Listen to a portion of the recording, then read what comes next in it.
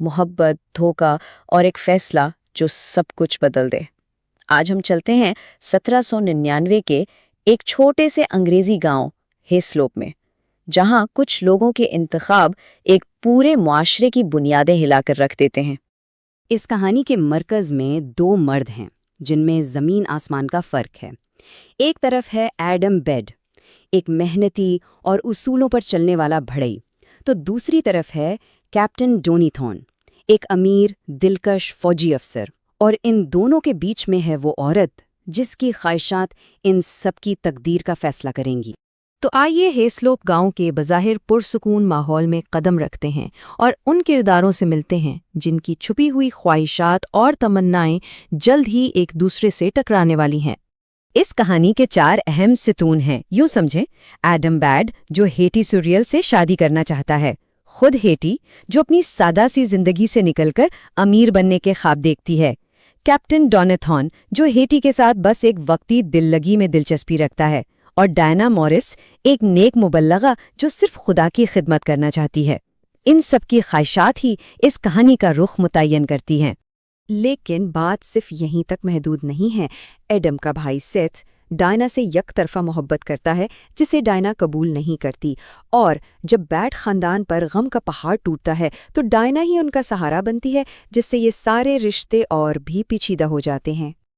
اور یہیں سے اصل المیے کی شروعات ہوتی ہے، جب امیر کیپٹن اور خوبصورت ہیٹی کے بیچ ایک خفیہ تعلق پنپنے لگتا ہے، جو صرف چند ملاقاتوں تک ہی نہیں رہتا۔ موسم گرما کی تپش میں جنگل میں چوری چھپے ملاقاتیں ہوتی ہیں۔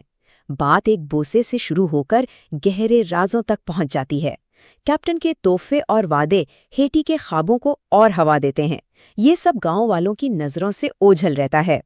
لیکن یہ رومانس تب اچانک ختم ہو جاتا ہے جب کیپٹن کو اپنی ڈیوٹی پر واپس جانا پڑتا ہے۔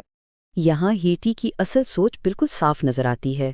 وہ کیپٹن سے زیادہ اس کی دولت، اس کے رتبے اور اس زندگی سے محبت کرتی تھی جو وہ اسے دے سکتا تھا۔ اس کے لیے یہ محبت نہیں تھی، بلکہ اپنی موجودہ زندگی سے فرار کا ایک ٹکٹ تھا۔ لیکن سچ زیادہ دیر چھپتا نہیں ہے۔ ایک بوسہ اور سارا بھرم ٹوٹ جاتا ہے۔ ایڈم کیپٹن کو ہیٹی کے ساتھ دیکھ لیتا ہے اور پھر الفاظ کی جگہ گھونسے لے لیتے ہیں۔ جنگل کی خاموشی میں ایک شخص کا وقار بچتا ہے اور دوسرے کا فریب کھل کر سامنے آ جاتا ہے۔ اس لڑائی کے بعد کیپٹن جھوٹ بولتا ہے، کہتا ہے یہ محض ایک مذاق تھا، لیکن ایڈم اسے مجبور کرتا ہے کہ وہ ہیٹی کو ایک خط لکھ کر سب کچھ ختم کرے، اور یہ خط خود ایڈم ہی ہیٹی تک پہنچاتا ہے۔ اب دل شکستہ ہیٹی کے پاس فرار کا صرف ایک ہی راستہ بچا تھا، ایڈم سے شادی کر لینا۔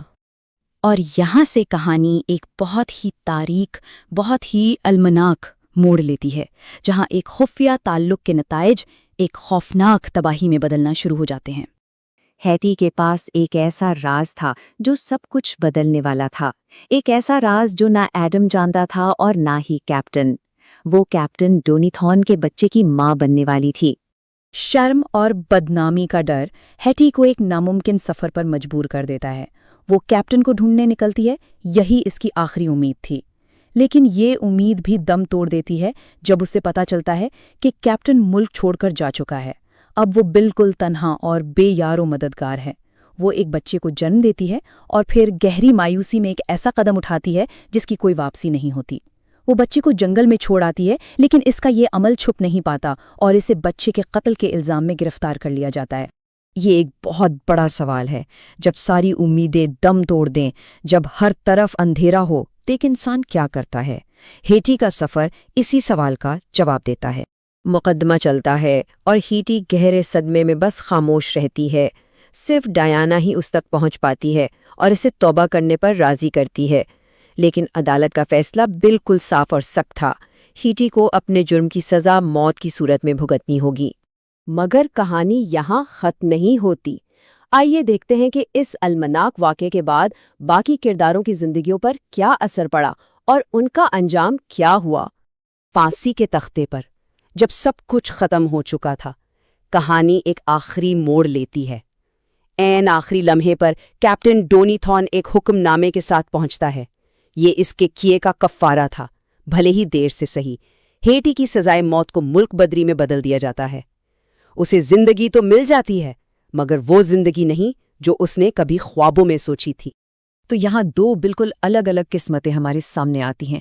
ایک طرف ہیٹی ہے جس سے ملک بدر کر دیا جاتا ہے اور وہ کبھی واپس نہیں آ پاتی، اس کی کہانی ایک المیے پر ختم ہو جاتی ہے، اور دوسری طرف اسی دکھ اور غم سے ایک نئی شروعات ہوتی ہے۔ ایڈم اور ڈائنا ایک دوسرے میں سکون پاتے ہیں، شادی کرتے ہیں اور اپنی زندگی کا آغاز کرتے ہیں، اور جو باقی کردار تھے ان کی کہانیاں بھی اپنے انجام تک پہنچتی ہیں۔ کیپٹن ڈونیتھورن اپنی غلطیوں کا بوجھ اٹھائے کئی سال دور رہتا ہے۔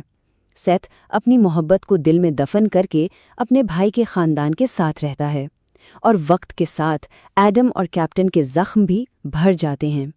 تو یہ تجزیہ ہم اسی سوال پر ختم کریں گے جو اس کہانی کی بنیاد ہے۔ آخر اس پورے المیے کا ذمہ دار تھا کون؟ کیا یہ ہیٹی کی اپنی خواہشات تھیں، کیپٹن کی لاپرواہی، یا پھر اس معاشرے کے سخت اصول جس نے اسے یہ قدم اٹھانے پر مجبور کیا؟ اس کا جواب شاید اتنا آسان نہیں۔